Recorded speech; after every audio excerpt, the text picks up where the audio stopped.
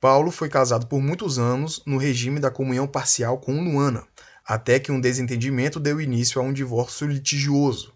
Temendo que Luana exigisse judicialmente metade do seu vasto patrimônio, Paulo começou a comprar bens com capital próprio em nome da sociedade da qual é sócio, e passou os demais também para o nome da sociedade, restando em seu nome apenas a casa em que morava com ela. Então o cara usou a personalidade jurídica para esconder todos os seus bens.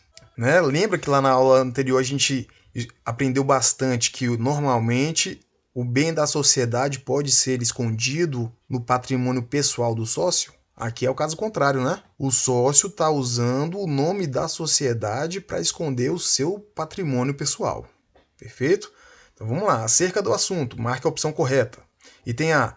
A atitude de Paulo encontra respaldo na legislação, pois a lei faculta a todo cidadão defender sua propriedade, em especial de terceiros de má-fé. Poxa, uma historinha muito mal contada aqui, né? Primeiro, a atitude de Paulo encontra respaldo na legislação? Não, porque ele está confundindo o patrimônio da pessoa física com o da pessoa jurídica. Olha aqui, artigo 50, ó. Aqui, em caso de abuso de personalidade jurídica caracterizado pelo desvio de finalidade ou pela confusão patrimonial, pode o juiz, a requerimento da parte ou do Ministério Público, quando lhe couber intervir no processo, desconsiderá-la, para que os efeitos de certas e determinadas relações de obrigações sejam estendidos aos bens particulares de administradores e ou de sócios da pessoa jurídica beneficiados diretamente ou indiretamente pelo abuso. Lembrou aí?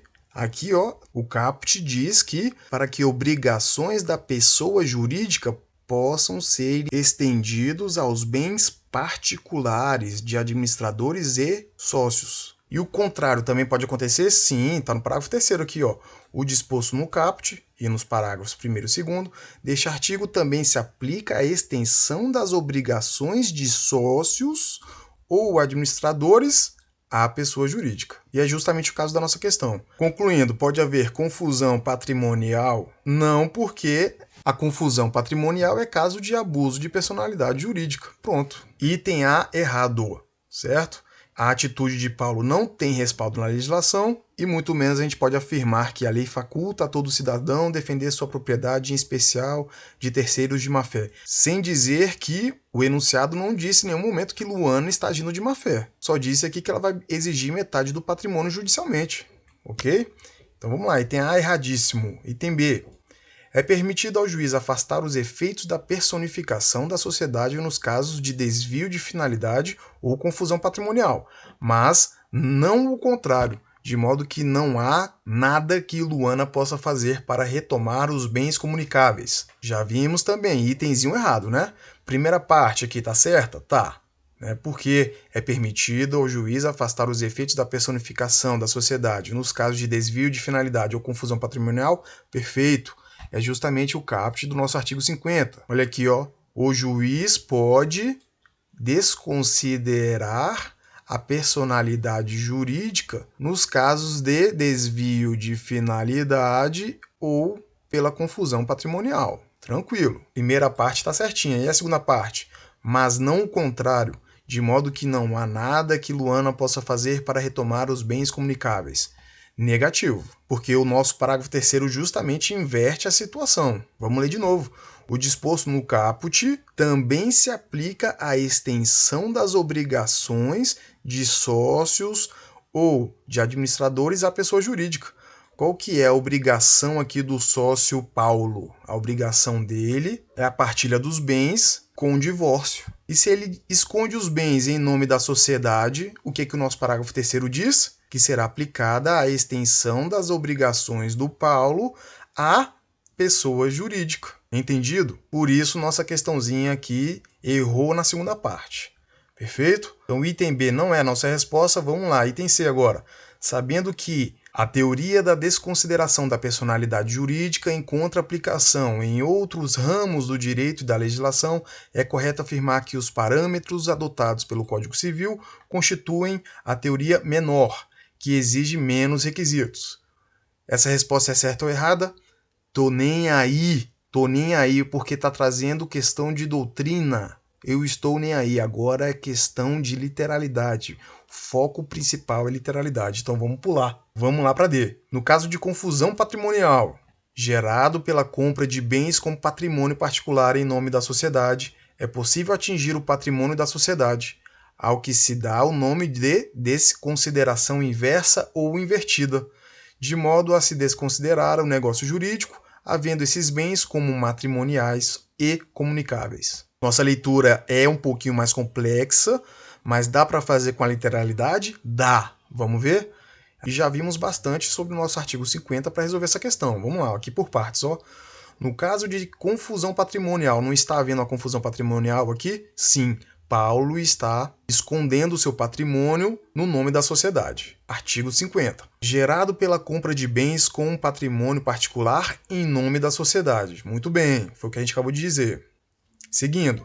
É possível atingir o patrimônio da sociedade? Sim, porque nós temos a literalidade do parágrafo 3º. Para ficar mais claro aqui, ó, vou desenhar aqui novamente. Igual lá na aula que a gente fez sobre o artigo 50. Aqui está a empresa e aqui está o sócio. Qual que é a regra do artigo 50? Que a autonomia patrimonial da empresa pode ser quebrada para alcançar o patrimônio do sócio ou do administrador. E isso acontece por quê?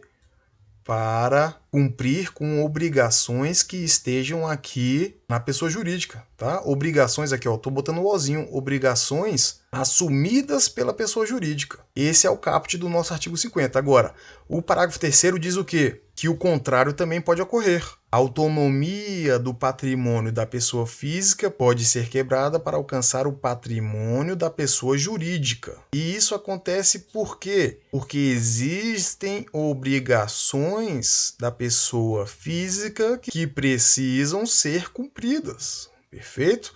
Então, quando que isso acontece? Quando ocorrer desvio de finalidade da personalidade jurídica ou confusão patrimonial. Então, dando continuidade à leitura, o que a gente lê aqui? Ó?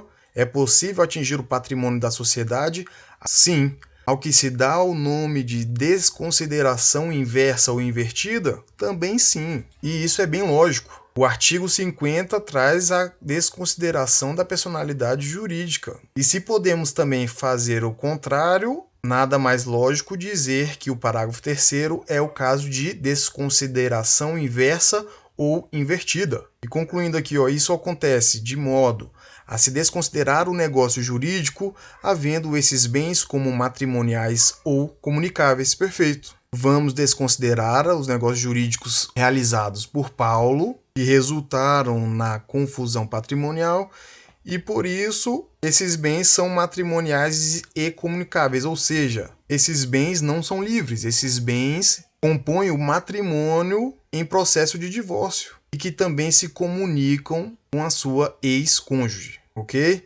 Não se preocupe, isso aqui é a exceção da exceção, com questão mais complexa que eu já vi abordando a literalidade. E quando vê pela primeira vez, dá um susto, mas só que você revendo várias vezes, isso aqui torna bem natural e você desconstrói essa imagem horrível que fica quando você vê pela primeira vez. Vamos lá para a nossa próxima questão.